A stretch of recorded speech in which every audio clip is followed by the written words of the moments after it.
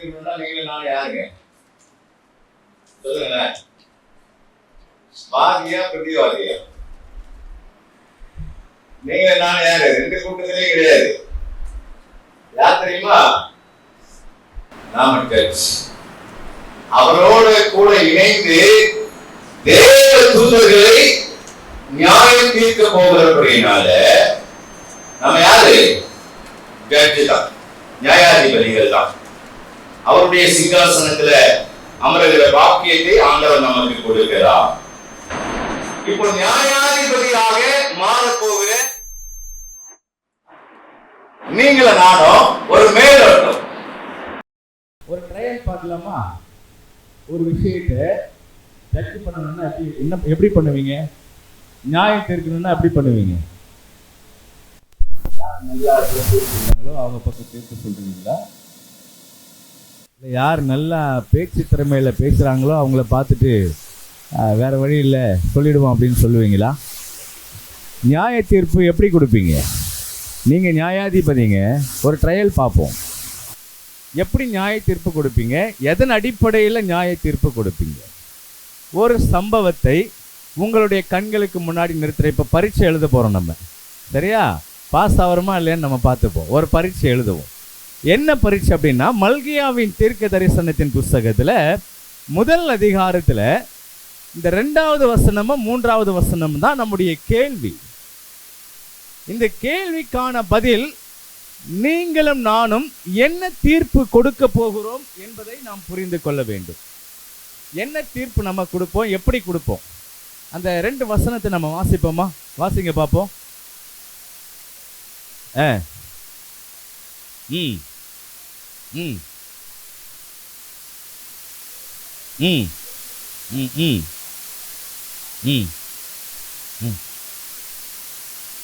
ஏசா யாக்கோபுக்கு சகோதரன் தான், ஆகிலும் யாக்கோபை நான் சிநேகித்தேன், ஏசாவையோ வெறுத்தேன். அவ்வளவுதான். வேதவசனம் சொல்லுகிறது, ஒரு தாயின் பிள்ளைகள் தான், ஒரே நேரத்தில் பிறந்தவர்கள் தான். பயங்கரமான ஒரு டெஸ்ட் நமக்கு இப்போது. ஒரு தாயின் பிள்ளைகள், உடன் பிறந்த சகோதரர்கள், 2 பேர் போட்டி போட்டு வெளியே வராங்க, யார் முன்னாடி போறது அப்படின்னு. 2 பேர் வெளியே வந்துட்டாங்க. வந்த பிறகு ஆண்டவர் சொல்றாரு, எப்பா நான் ஒருத்தனை சிநேகித்தேன், இன்னொருத்தனை வெறுத்துட்டேன் அப்படின்னு சொல்றாரு. இப்ப சொல்றவர் யாரு? நியாயாதிபதி. அவர் தீர்ப்பை சொல்லிட்டாரு. இப்ப அவரோட கூட சேர்ந்து நீங்களும் தீர்ப்பு எழுத போறீங்க. இப்ப உங்களுக்கு தெரியணும்ல, எந்த அடிப்படையில் ஆண்டவர் ஏசாவை வெறுத்தார், எந்த அடிப்படையில் ஆண்டவர் யாக்கோபை சிநேகித்தார். இந்த 2 விஷயம் தெரிஞ்சா மட்டும்தான் நம்ம என்ன பண்ண முடியும்? தீர்ப்பை சரியா கொடுக்க முடியும். அவரை போல யோசித்து தீர்ப்பை கொடுக்க முடியும். சரியா? இப்போ ஏசா கிட்ட வருவோம். ஏசாவை குறித்து வேதவசனம் சொல்லுகிறது. என்ன சொல்லுது? அவனை நான் வெறுத்துட்டேன்பா அப்படின்னு சொல்லுது. ஆனா அவனை போல் ஒரு நல்லவன் இல்லை என்னுடைய பார்வையில். ஏன்னா அப்ப நான் நியாயாதிபதியா மாற போறேன்.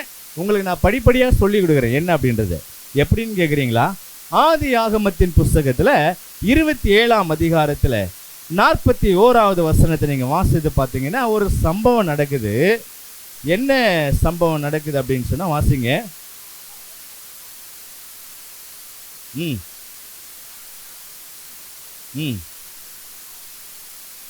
சரி, வேதம் சொல்லுது, நல்லா கவனிக்கணும். 2 பேரு அதுல ஈசாக்கின் இடத்துல இருந்து ஆசீர்வாதத்தை பெற்றுக்கொண்டது யார் தெரியுமா? யாக்கோபு. இதனுடைய பின்னணி என்ன அப்படின்னா, ஒரு நாள் இந்த ஈசாக்கு சும்மா இருக்க முடியாம ஏசாவை கூப்பிடுறாரு. ஏசாவை கூப்பிட்டு, நீ போய் என்ன பண்ணு, காட்டுக்கு போய் வேட்டையாடி எனக்கு வாய்க்கு ருசியா என்ன பண்ணு, பதார்த்தங்களை சமைத்து கொண்டு வா, நான் சாக போறேன், உன்னை ஆசீர்வதிக்கணும் அப்படின்னு சொல்றாரு. சரியா? இவர் சொல்லும்போது ஏசா வீட்டுக்குள்ள இருக்கான். நியாயமா ஏசா என்ன சொல்லியிருக்கணும்? நம்ம கிட்ட இல்லாத ஆடு மாடுகளா சொல்லுங்க, நம்ம கிட்ட இல்லாத ஆடு மாடுகளா, காடை கௌதாரியா, எல்லாமே இருக்குல்ல ஐயா? இருக்கா இல்லையா? சொல்லுங்க ஐயா, இருக்கா இல்லையா? இருக்கு, திரட்சியா இருக்கு. எல்லா ஜீவராசிகளும் திரட்சியா இருக்கு. இந்த வெஜிடேரியன் சாப்பிட்றவங்க எல்லாம் கொஞ்சம் அப்படி பல்ல கடிச்சுக்கோங்க. ஏன் அப்படின்னா இது நான்வெஜ் சம்பந்தப்பட்ட ஒரு செய்தி, சரியா? ஈசாக்கு கேட்குறாரு, எனக்கு கிரில்ல வேணும், தந்தூரி வேணும், இப்படி வெரைட்டியா பதார்த்தங்கள் வேணும் அப்படின்னு யாருக்கிட்ட கேட்டாரு? தன் மூத்த மகனிடத்துல கேட்கிறார். மூத்த மகன் கெட்டவன் என்று சொல்லியிருந்தால் என்ன பண்ணிருக்கலாம்? அவன் சோம்பேறின்னு சொல்லியிருந்தா என்ன பண்ணிருக்கலாம்? ஐயா, நம்ம கிட்ட எல்லாமே இருக்கு, நீங்க கையை மட்டும் நீட்டுங்க. கொளுத்த ஆடு வேணுமா, இல்ல கொளுத்த மாடு வேணுமா, இல்ல இளம் கன்று வேணுமா, நீங்க கையை மட்டும் நீட்டுங்க, சமைச்சு கொடுக்குறேன்னு சொல்லியிருக்கலாம். தகப்பன் சொல்லிவிட்டார் என்பதற்காக காட்டுக்கு சென்று வேட்டையாடி உணவுகளை பதார்த்தங்களை செய்து அவன் வருகிறதற்குள்ளாக யாக்கோபு என்ன பண்ணிட்டான்? யாக்கோபு அங்க போயிட்டு உருமாறி ஆசீர்வாதத்தை வாங்கிட்டான். அதுக்கு பின்னாடி யார் இருக்காங்க? அம்மா பேர் என்ன? நான் நம்ம தமிழ்நாட்டில் இருக்கிற அம்மா பேரை கேட்கல. அங்க ரெபேக்காள் ஒரு தந்திரமான யோசனையை கொடுக்கிறாள்.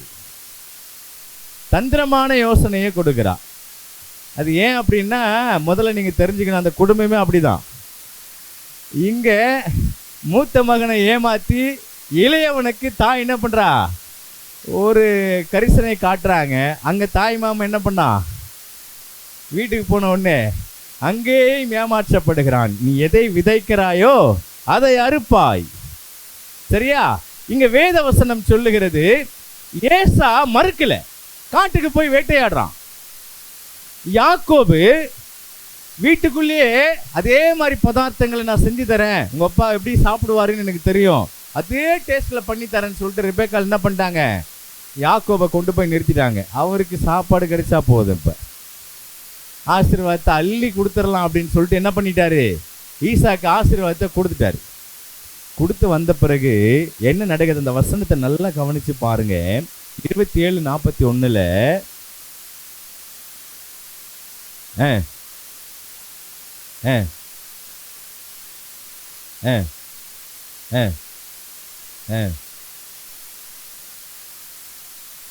வேதவசனம் சொல்லுகிறது, இந்த சம்பவத்தின் நிமித்தம் ஏசாய் நியாயமா யாரை பகைக்கணும்?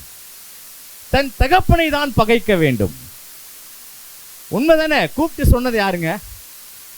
நான் ஆசீர்வதிக்கணும், உனக்கான மேன்மையான ஆசீர்வாதத்தை கொடுக்கணும்னு சொன்னது யாரு? ஈசாக்கு. ஆசீர்வாதத்தை மாத்தி கொடுத்தது யாரு? ஈசாக்கு. ஆனா இந்த ஏசா பாருங்க, தகப்பனை பகைக்கவில்லை, தன் சகோதரனை பகைக்கிறான். அடுத்து அவன் மரிக்கிற வரைக்கும் நான் அவனை ஒன்றும் செய்ய மாட்டேன். என் தகப்பன் மரிக்கிற வரையில நான் யாக்கோபை ஒன்றும் பண்ண மாட்டேன். என்ன காரணத்தினால? அந்த மனுஷன் போய் சேரும்போது நிம்மதியா போய் சேரணும். மண்ணுக்குள்ள இறங்கும்போது நிம்மதியா போகணும். உடன் பிறந்தவங்க இப்படி அடிச்சுக்கிறாங்க, இப்படி சண்டை போட்டுக்கிறாங்க, இப்படி வெட்டிக்கிறாங்கன்னா எந்த தகப்பன் சந்தோஷமா இருப்பான்? சொல்லுங்க. அப்போ ஏசா நல்லவன் தானே. நான் சொல்றது விளங்குதா உங்களுக்கு? தன் தகப்பனை பகைக்கவில்லை. ரெண்டாவது விஷயம், அவர் மரிக்கிற வரையில நான் யாக்கோபை ஒன்றும் பண்ண மாட்டேன் அப்படின்னு சொல்றாரு. சரியா? நல்ல குணம் படைத்தவன், நல்ல மனம் படைத்தவன் இந்த ஏசா. அடுத்த வசனம் ஆதியாகமத்தின் புஸ்தகம் 27ஆம் அதிகாரத்தில் அந்த 41 பின்பகுதியை நீங்கள் வாசித்து பார்த்தீங்கன்னா, துக்க நாள் வரும் வரைக்கும் அவன் காத்து கொண்டிருக்கிறான். நான் இருப்பேன், அது வரைக்கும் நான் என்ன பண்ண மாட்டேன், அவனை ஒன்றும் பண்ண மாட்டேன் அப்படின்னு சொல்கிறான். அதில் அவன் என்ன பண்ணுறான்? நல்லவன் என்று காண்பிக்கிறான். ஆதியாகமம் 33ஆம் அதிகாரத்துக்கு உள்ள வாங்க. 33ஆம் அதிகாரம் 4வது வசனம். கொஞ்ச நாள் கழித்து யாக்கோபு தன்னுடைய தாய்மாமா வீட்டுக்கு போயிட்டான். போயிட்டு பல வருஷம் ஆயிடுச்சு, 4 மனைவி ஆயிடுச்சு, 12 பிள்ளைகள் ஆயிடுச்சு. இப்போ திரட்சியா வராப்புல. வரும்போது லேசா பயம். யார் மேல பயம்? உடன் பிறந்த சகோதரன் மேல பயம். அப்படி உயிர் பயத்தோடு நடுங்கிட்டு வரும்போது ஏசா அவனை சந்திக்கும்படியாய் வருகிறான். அந்த சம்பவத்தை பாருங்க.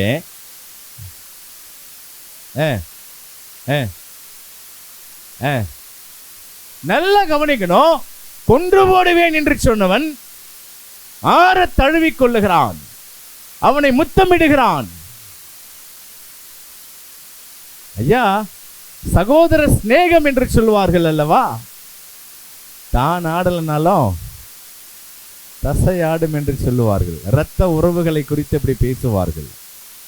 பல வருடம் கழித்து யாக்கோபை பார்த்த உடனே அவனால அந்த அன்பை பாசத்தை கட்டுப்படுத்த முடியல.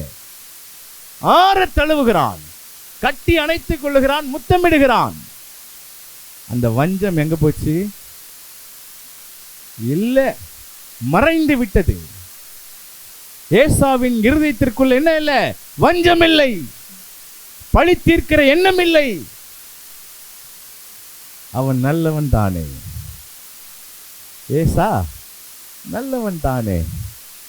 மூன்றாவது சம்பவம் அடுத்து ஆதியாகமம் 33ஆம் அதிகாரம் 8வது வசனத்தை வாசிங்க. எல்லாம் கவனிக்கணும். யாக்கோபு இந்த சந்தோஷத்தில் என்ன பண்றதுன்னு தெரியல. அண்ணா, இது எல்லாம் உங்களுக்கு தான். என்னது? முன்னாடி இருக்கிற ஆடுகளும் மாடுகளும் ஒட்டகங்களும் கழுதைகளும் இதெல்லாம் யாருக்கு தான்? எல்லாம் உங்களுக்கு தான் அப்படின்னு சொல்றான். ஏசா சொல்றான், அதுக்கு கிடைச்சா போதும்னு நினைக்கல, இவைகள் எல்லாம் எனக்கு எண்ணத்திற்கு, இதெல்லாம் எனக்கு தேவையில்லை அப்படின்னு சொல்றான். ஐயா, எங்கே தவறு நடந்தது? ஏசா நல்லவன் தானே, பிறகு ஏன் ஆண்டவர் அவனை வெறுத்தேன் என்று சொல்லுகிறார்? ஒரு விஷயத்தை நல்லா கவனிக்கணும். எந்த விஷயத்தையும் மேலோட்டமா கண்காணிக்க கூடாது நம்ம. ஏன்னா வருங்காலத்தில் நியாயம் தீர்க்க போறோம். இந்த விஷயங்கள் எல்லாம் படிச்சு பார்க்கும்போது ஒரு காரியத்தை நாம் அறிந்து கொள்ள வேண்டும். இந்த ஆதியாகமம் 25ஆம் அதிகாரத்தில் 27வது வசனம் சொல்லுது, ஏசாவை குறித்த ஒரு அறிமுகம்.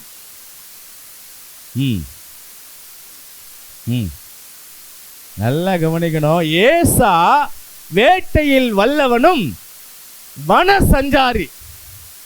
இங்கதான் நீங்க நல்லா கூர்ந்து பார்க்கணும். யார் இவன்? வன சஞ்சாரி. வன சஞ்சாரின்னா என்னங்க? இது என்ன எபிரேய பாஷையா இல்லை கிரேக்க பாஷையா? சொல்லுங்கய்யா, வன சஞ்சாரின்னா என்னது? வாரத்தில் 5 நாள் காட்டில் தான் இருப்பார், வீக்கெண்டு மட்டும் வீட்டுக்குள்ளே வருவார். நம்மள மாதிரி தான் 5 நாள் காட்டுக்குள்ளே இருந்துட்டு அந்த 1 நாள் 2 நாள் மட்டும் வீட்டுக்கு வர்றது. வந்து குடும்பத்தோடு இருந்து சந்தோஷமாக இருந்து அப்பா அம்மாவை நல்லா கவனிச்சுட்டு மறுபடியும் என்ன பண்ணுறது? மறுநாள் கிளம்பி போயிட வேண்டியது. இதான் வன சஞ்சாரி வாழ்க்கை. யாக்கோபு எப்படி இருந்தானா? கோடாரவாசி. அந்த டென்ட்டை விட்டு வெளியே போகிறது கிடையாது. என்னது? அந்த வீட்டை விட்டு வெளியே போகிறது கிடையாது. அப்பா அம்மா எங்கேயும் அங்கே தான், பின்னாடியே அலையிறது.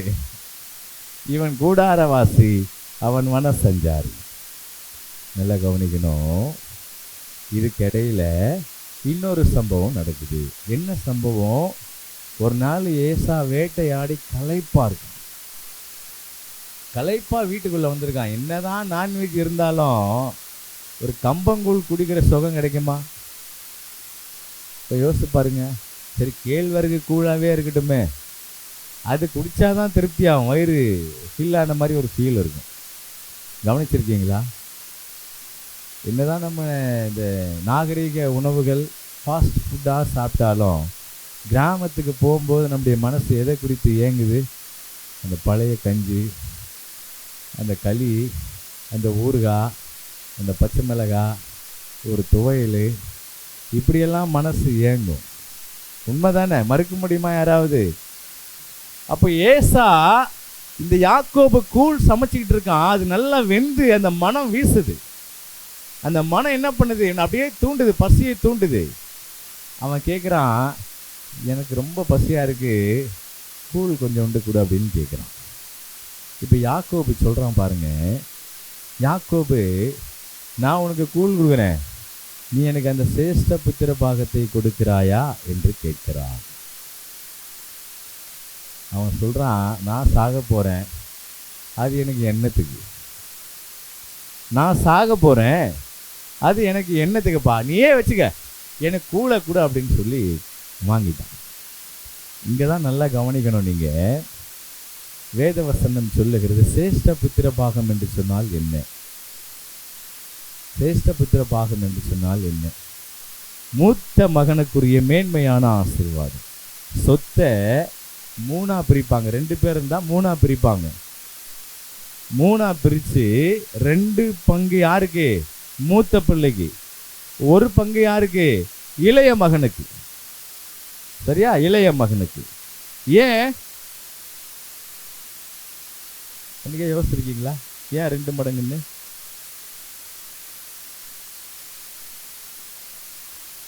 தாய் தகப்பனை கவனிக்கிற பொறுப்பு மூத்த மகனுக்கு தான் உண்டு. பலி செலுத்துகிற எல்லா காரியமும் மூத்த மகனை சார்ந்தது. காலையில் செலுத்தப்படுகிற பலி, மாலையில் செலுத்தப்படுகிற பலி, சமாதான பலி, போஜன பலி, எல்லா பலிகளையும் யார் தான் செலுத்தணும்? மூத்த மகன் தான் செலுத்தணும். ஆண்டவரோடு இணைந்து இசைந்திருக்க வேண்டியவன் மூத்த மகன். ஆனால் இவனுக்கு நாட்டம் இல்லை. ஏன்னா வேதம் சொல்லுகிறது வன சஞ்சாரி, காட்டுக்குள்ள இருக்கிறத தான் விரும்புறான். தாய் தகப்பனோடு இருக்கிறத விரும்பல, பலி செலுத்துறத விரும்பல, ஆண்டவரோடு இணைந்திருக்கிறத விரும்பல. அதனால அலட்சியப்படுத்துகிறான். பரவாயில்ல நீயே வச்சுக்கோ அப்படின்னு சொல்றான். இப்போ இன்னொரு கேள்வி நான் கேட்கிறேன், யாக்கோபு ஏன் இந்த சிரேஷ்ட புத்திர பாகத்தை விரும்பினான்? நிறைய அள்ளிக்கலாம் அப்படின்னு சொல்லியா?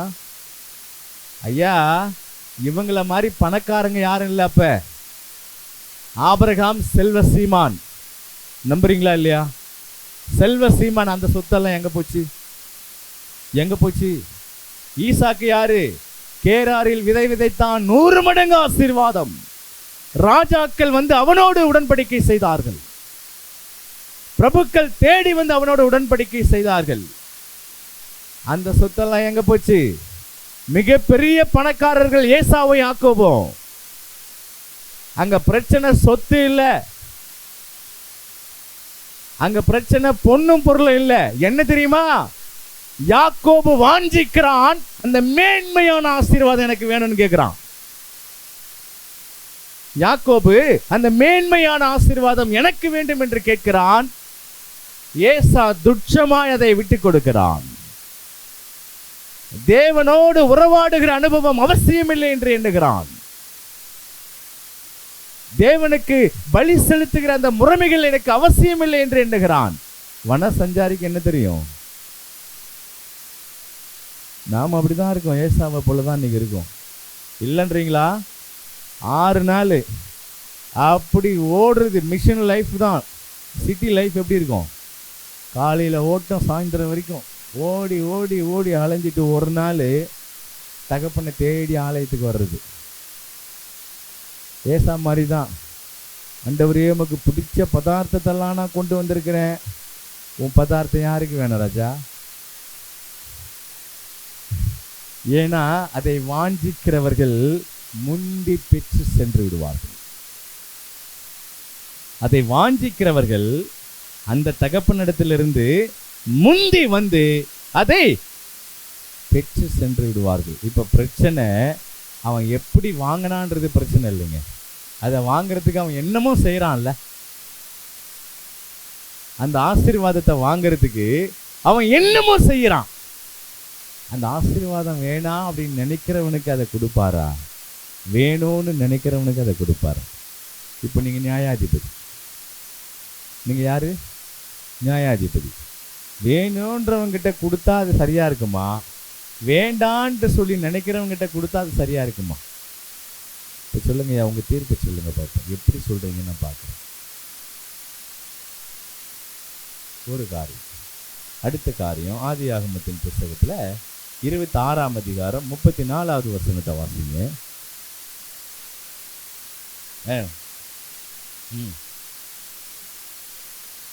ம் ம்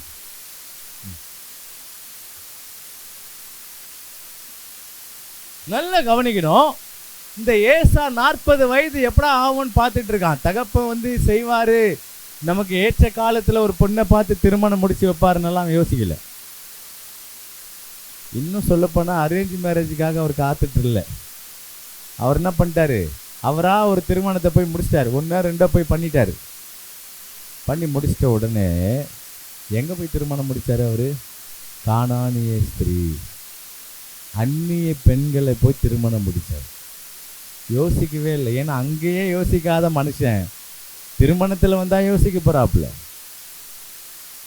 ஆசீர்வாதத்தை ஆண்டவர்கிட்ட இருந்து வாங்க வேண்டிய விஷயத்திலே யோசிக்கல, இங்க வந்தா யோசிக்க போறாப்புல. காத்திருக்கிற அனுபவம் யாருக்கிட்ட இல்லை? ஏசாவினிடத்தில் இல்லை. ஏசாவினிடத்துல இல்லை. ஆனா யாக்கோபு கிட்ட அவங்க தாயார் சொல்றாங்க, நீ என் வீட்டுக்கு போ, நம்முடைய இனத்துல என்ன பண்ணு, ஒரு பெண்ணை எடு அப்படின்னு சொல்லி அனுப்புறாங்க. அவன் தட்டினானா? அவன் போய் 4 எடுத்துக்கிட்டான், அது வேற விஷயம். ஆனா மறுத்தானா? மறுக்கல. ஆனால் இவன் காத்திருக்காமல் என்ன பண்ணிட்டான்? கானானிய ஸ்திரீகளை திருமணம் முடித்தான். ஆண்டவர் சொல்றாரு, இதை பார்த்தாரு, ஆண்டவர்கிட்ட இருந்து வர ஆசீர்வாதத்தை இவ்வளவு அலட்சியமா நினைக்கிறியடா நீ? ஒருவேளை உணவுக்காக அதை கொடுத்துட்டியே, ஜீவனே போதுன்னு சொல்லிட்டு. ஒரு நல்ல உயிர் எத்தனை நாளுங்க இருக்கும்? நல்ல உயிர் ஆகாரமே இல்லைன்னா எத்தனை நாள் இருக்கும்? ஒரு பழமொழியே உண்டு, 25 நாள், நல்ல உயிர் 40 நாள்னுவாங்க. ஒரு மண்டலம். நல்ல உயிர் ஆகாரமே இல்லைனாலும் எத்தனை நாள் தாங்கும்? 40 நாள் தாங்கும். இவன் ஒருவேளை சாப்பிடல, ஆனா வீட்டுக்குள்ள எல்லாம் நான்வெஜ் வத்தலாம் இருக்குது, தொங்கிட்டு இருக்கு, எல்லாம் இருக்கு.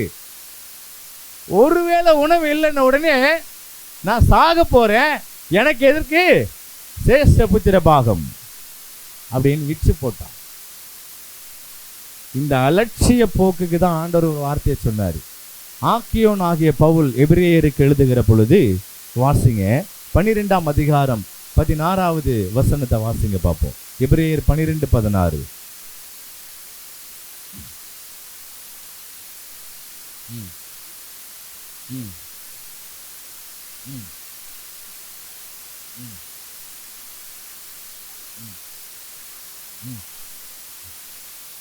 ஏசாவை குறித்து பேசும்போது சொல்றாரு, ஒருவேளை உணவுக்காக மேன்மையான ஆசீர்வாதத்தை துச்சமாய் வேண்டாம் என்று சொன்னவன்.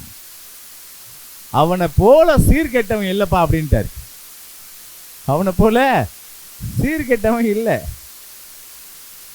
எல்லா விஷயத்திலும் நல்லவனா இருக்கான். ஆண்டவர் விஷயம்னு வரும்போது தோத்து போயிட்டான். இன்னைக்கு உலகம் அவங்களை எப்படி வஞ்சிக்கும் தெரியுமா? எப்படி வஞ்சிக்கும் தெரியுமா? தான தர்மங்களை செய்கிற பொழுது, நன்மையான காரியங்களை செய்தால் பரலோகத்துக்கு போயிடலாம். நன்மையான காரியங்களை செஞ்சு நல்லவனா இருந்துட்டா பரலோகத்துக்கு போயிடலாம்.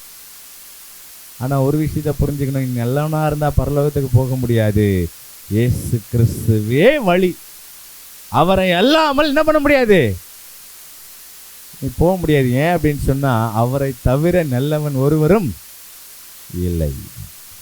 நம்ம நினைச்சுக்கலாம் எல்லா நற்காரியங்களும் நம்ம செய்யறதுனால நாம் நல்லவர்கள் என்று சொல்லிக் கொள்ளலாம். இந்த நன்மையான காரியங்களோடு பரலோகத்திற்குள்ள போயிடலாம் அப்படின்னு நினைச்சுக்கலாம். ஆனா வேதம் சொல்லுகிறது, அவரை இல்லாமல் வேறொரு வழி இல்லை. கிறிஸ்து இல்லாம ஒருவனாக எங்க போக முடியாது, பரலோகத்துக்குள்ள போக முடியாது.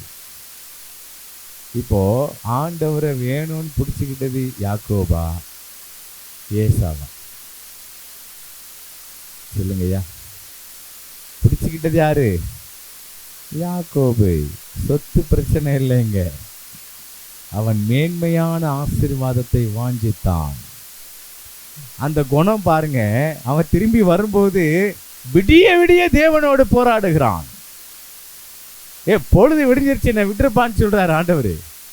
என்னை ஆசீர்வதித்தாலே விட மாட்டேன். இதுக்கு மேல என்ன ஆசீர்வாதம் வேணும் அவனுக்கு? என்ன ஆசீர்வாதம் வேணும் சொல்லுங்க நீங்க பார்ப்போம். வயசாயிடுச்சு, 4 மனைவிகள், 12 பிள்ளைகள், பயங்கர ஆஸ்தி, பொண்ணும் பொருளும் குவிஞ்சு கிடக்குது.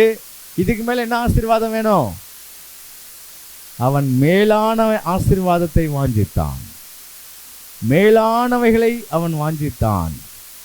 ஆண்டவர் பார்த்தாரு, உன் பேரு யாக்கோபு இல்லப்பா, என்னது? இஸ்ரவேல். உன் பேர் என்னது? இஸ்ரவேல். ஒரு நல்ல பாடல் இருக்குல்ல, வரவேணும் எனதரசே மனுவேல் இஸ்ரவேல் சிரசே, அருணோதய ஒளி பிரகாச அசரீரிவோ ரே சர்வேசா, வரவேணும் எனதரசே மனுவேல் இஸ்ரவேல் சிரசே, வேதா கருணாகரா. நல்ல பாடல். இஸ்ரவேலின் சிரசு அவர்தான் என்று, இஸ்ரவேல் என்கிற மேன்மையான பெயரை யாருக்கு கொடுத்தாரு? யாக்கோபு கொடுத்தாரு. என்ன காரணம்? என்ன காரணங்க? அவன் இம்மைக்குரியதை நாடவில்லை, மறுமைக்குரியதை நாடினான். இதுதான் வித்தியாசம். 2 பேர்கிட்ட இருக்குங்க சொத்து. இம்மைக்குரிய சொத்து 2 பேர்கிட்ட இருக்கு, இல்லைன்னு சொல்ல முடியாது. யாக்கோபு கிட்ட ஆசீர்வாதம் இல்லையா? இருந்துச்சு. ஆனா இதுல அவனுக்கு திருப்தி இல்லை, மறுமைக்குரியதை வாஞ்சித்தான். ஏசாவோ இம்மைக்குரியதே போதும் அப்படின்னு நினைச்சான். அதான் ஒருவேளை கூழ் குடுசாமி எனக்கு அது போதும் அப்படின்னு சொன்னான், அது போதும் அப்படின்னு சொன்னான். அதனால தான் ஆண்டவர் பார்த்தாரு, இவனை போல சீர்கெட்டவன் இல்லை. உலகத்தை விரும்புகிறவனும் உலகத்தை சிநேகிக்கிறவனும் தேவனுக்கு என்ன பண்ண முடியாது? பிரியமா இருந்துட முடியாது. யாக்கோபுல வாசிக்கிறல, உலக சிநேகம் தேவனுக்கு பகை என்று அறியீர்களா? உலக சிநேகம் தேவனுக்கு பகை. யாக்கோபு உலகத்தை நேசித்தான், காட்டு பகுதியை நேசித்தான். ஆனா யாக்கோபு கூடாரவாசியா தான் இருந்தான், அப்பா அம்மா கூடவே தான் இருந்தான். அவனுடைய வாஞ்சையெல்லாம் தேவனை சார்ந்திருந்தது, மேலானவையை வாஞ்சித்தான். இதுக்கு மேல ஒரு ஆசீர்வாதம் உண்டு, எனக்கு அதுதான் வேணும்.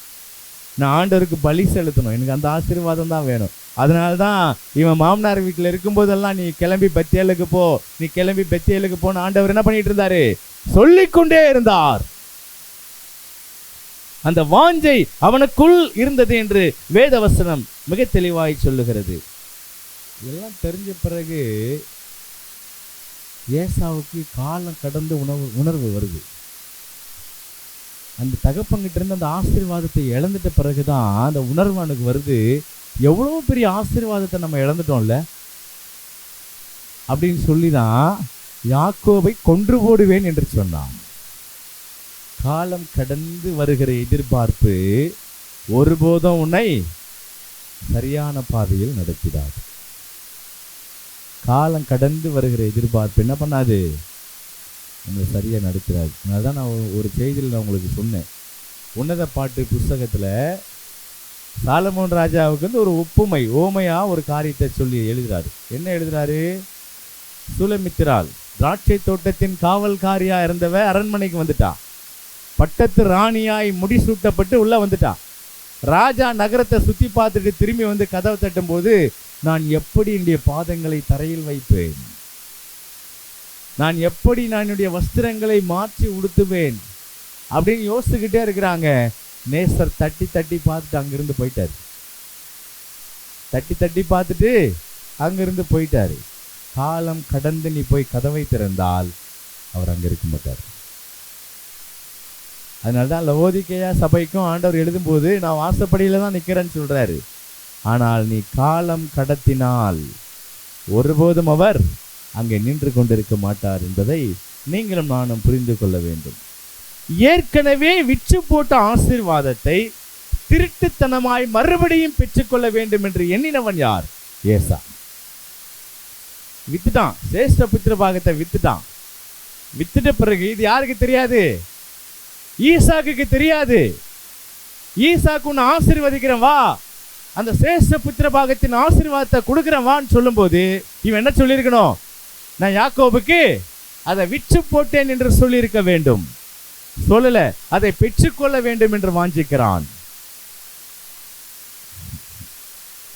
அதாவது பாசத்தோட ஒரு விஷயத்தை அடையணும்னு நினைக்கிறது வேற, உலகம்தான் பெருசு மற்ற விஷயம்தான் பெருசுன்னு நினச்சிட்டு கடைசியில் வேற வழி இல்லாமல் போய் நிற்கிறது. ஏசா அப்படிதான் பண்ணான். யாக்கோபு கிட்ட விட்டு போட்ட ஆசீர்வாதத்தை மறுபடியும் வாங்கணும்னு நினைக்கிறது தவறா இல்லையா? சொல்லுங்க, தவறா இல்லையா? தவறுதான். ஆண்டவர் பார்த்தாரு, நீ விட்டு போட்டதை விட அவன் வாங்கினவன் நல்லவன் தான். அதை மேன்மையாய் கருதினதுனால தான் என்ன பண்ணான்? அதை வாங்கணும்னு நினைச்சான். அதை மேன்மையாய் எண்ணாதபடியினால அதை நீ இழந்து போனாய். அப்ப நீ யார் தான்? சீர்கெட்டவன் என்று ஆண்டவர் அங்கே பேசுகிறது நான் பார்க்கிறேன். அப்படியே கத்தி கதறான். அந்த ஆசீர்வாதம் போன உடனே ஏசா அப்படியே கத்தி கதறான், போயிடுச்சு ஆசீர்வாதம் போயிடுச்சு அப்படின்ட்டு. காலம் கடந்து கதறதுக்கும் ரெண்டாவது வேற விஷயத்துக்காக கதறதுக்கும் வித்தியாசம் இருக்கு. எப்படின்னு கேட்குறீங்களா? சவுலும் தாவீதும் அழுதாங்க. சவுல் கிட்ட அவர் சாமியல் சொல்லும்போது சவுல் அழுறாரு. எதுக்காக அழுதாரு சொல்லுங்க பார்ப்போம்? ராஜ்யபாரம் போயிடக்கூடாதுன்னு. ராஜ்யபாரம் போயிடக்கூடாது. தன்னுடைய பாவத்தினால் வருகிற விளைவுகளை பார்த்து சவுல் அழுதான். நான் தாவீது எதுக்கு அழுதான் தெரியுமா? விளைவுகளுக்காக அழவில்லை, தன்னுடைய பாவத்திற்காக அழுதான். ரெண்டுத்துக்கு வித்தியாசம் இருக்கு. சவுல் விளைவுகளுக்காக அழுதான், தாவீதோ அது எங்க ஆரம்பிச்சதுன்னு பார்த்து அந்த பாவத்துக்காக அழுதான். இப்ப யாரு ஆண்டவருக்கு பிரியமா இருப்பாங்க? விளைவுகளுக்காக அழுகிறவனையா அல்லது பாவத்திற்காக அழுதவனையா? அதனால்தான் வேதம் சொல்லுகிறது, அவன் அமர்த்தப்பட்டவன், இவன் அழைக்கப்பட்டவன். ரெண்டுத்துக்கும் வித்தியாசம் உண்டு. சவுல் அமர்த்தப்பட்டவன், தற்காலிகமாக வேற வழி இல்லை. 40 வருஷத்துக்கு முந்தி ஜனங்க ராஜாவை கேட்டாங்க. ராஜா யூதா கோத்திரத்தில் தான் வரணும். ஆனா முந்தி கேட்டாங்க, யூதா கோத்திரத்தில் வர முடியாது. ஏன்னா 10 தலைமுறை சாபம் யூதாவின் மேல் இருக்கிறது. அந்த 10 தலைமுறை சாபம் எங்க தான் முடியுது? தாவீதுக்கு முன்னாடி முடியுது. அடுத்த ராஜா தாவீது தான் ஆண்டவருடைய பார்வையில. அவர் காத்துட்டு இருக்கிறாரு, ஜனங்க பொறுமையா இல்லை. அப்பதான் ஆண்டவர் மனஸ்தாபமா ஒரு வார்த்தையை சொன்னாரு, இவங்க என்ன தள்ளிட்டாங்கப்பா, இவங்க என்ன தள்ளிட்டாங்க. நான் ஒரு திட்டம் போட்டு வச்சிருந்தா இவங்க ஆசைப்படுறது வேறவா இருக்குன்னு சொல்லி பென்ஜமின் கோத்திரத்திலிருந்து ஒருத்தனை கொண்டு வந்து அமர்த்தினார். நல்லா கவனிக்கணும், அழைக்கப்பட்டவன் அல்ல, அமர்த்தப்பட்டவன். அழைக்கப்பட்டவன் தான் தாவீது என்பதை நீங்கள் புரிந்து கொள்ள வேண்டும். 2 பேர்ல ஏசா கதறி அழுது என்ன பிரயோஜனம்? காலம் கடந்து கதறி அழுது என்ன பிரயோஜனம்? கொஞ்சம் யோசித்து பாருங்க. ஆண்டவரை விட்டு தூரமா போயிட்ட பிறகு, ஆண்டவரை வேண்டாம் என்று விலக்கி வைத்து விட்ட பிறகு அவரை எதிர்பார்ப்பது முறையல்ல. இந்த தருணம் இருக்கிற பொழுதே நம்ம என்ன பண்ணிடணும்? அவரை பிடித்து கொள்ள வேண்டும். அவரை தேடாமல், அவரை விசாரியாமல், வனசஞ்சாரியான ஒரு வாழ்க்கையை வாழ்ந்து கொண்டிருந்த ஏசா எல்லாவற்றையும் இழந்து போனான். இன்னைக்கு நாம அப்படிதான் இருக்கணும்.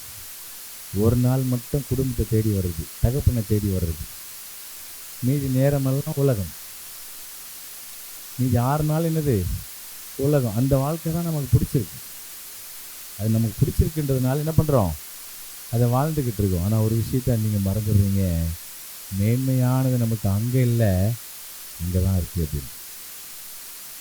மேன்மையானது காட்டுக்குள்ளே இல்லை, உலகத்துக்குள்ளே இல்லை, எங்கே தான் இருக்குது? தகப்பன் இருக்கிற இடத்தில் தான் இருக்கிறது. தகப்பன் இருக்கிற இடத்தில் தான் இருக்கிறது. சங்கீத புஸ்தகத்தில் நீங்கள் வாசித்து பார்த்தீங்கன்னா, என்னுடைய கையெடுப்பு அந்தி நேர பலியாயிருக்க கடவுதுன்னு தாவீது எழுதுறாரு. என்னுடைய கையெடுப்பு அந்தி நேர பலியா இருக்க கடவுது அப்படின்னு சொல்றாரு. அப்படின்னா என்னது? காலையில சாயந்தரம் மத்தியானம் எப்பவுமே ஆண்டவரை நோக்கி அவன் பார்த்துட்டு கையை எடுத்து கும்பிட்டு இருக்கான். ஆண்டவர் ராஜா தான். ராஜாவாக இருந்தால் பிஸியாக இருக்க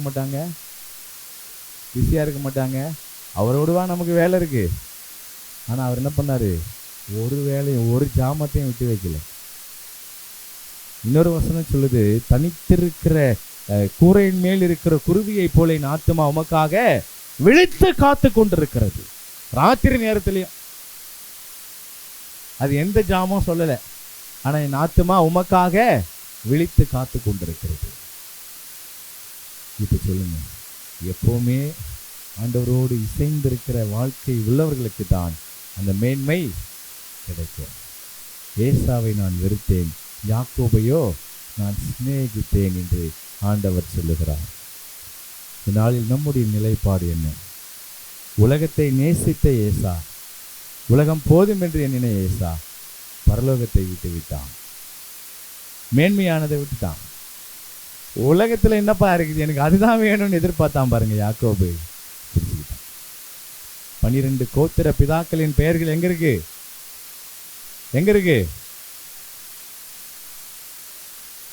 உலக மாயையிலே உழலும் நண்பா, உலகம் ஒரு நாள் கைவிடும் போது நீ எங்கே நண்பா? என் நண்பா நீ எங்கே நண்பா? உலக மாயையிலே பொன் பொருள் எல்லாம் உன்னை ஒரு நாள் கைவிடுமே நண்பா. பொன் பொருள் எல்லாம் உன்னை ஒரு நாள் கைவிடுமே நண்பா. உத்தமரான இயேசு உன்னை அழைக்கிறார் நண்பா. என் நண்பா அழைக்கிறார் நண்பா. உலக மாயையிலே உழலும் நண்பா. உலகம் ஒரு நாள் கைவிடும் போது நீ எங்கே நண்பா? என் நண்பா நீ எங்கே நண்பா? உலக மாயையிலே எதை இழந்தாகிலும் மேன்மையான ஆசீர்வாதத்தை பெறுவோம் என்று யாக்கோபை போல தீர்மானிப்போம். கர்த்தர் நம்மோடு கூட இருப்பாராக.